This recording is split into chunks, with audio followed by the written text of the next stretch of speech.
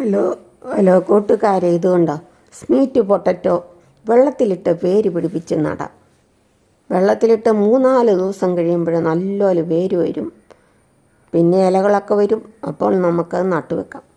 ഇത് തളിരില കറി വെക്കാൻ കൊള്ളാം. ഞാനിവിടെ എന്നിട്ട് നട്ടു. മണ്ണും പാറപ്പൊടിയും മണലും എല്ലാം കൂടി നട്ടു വെച്ചു. കണ്ടോ, വെള്ളത്തിയിട്ടു 2 എണ്ണം ഒരുമിച്ച് വെള്ളത്തിയിട്ടു. അപ്പം വെള്ളത്തിൻ്റെ അടിയും മുട്ടയില.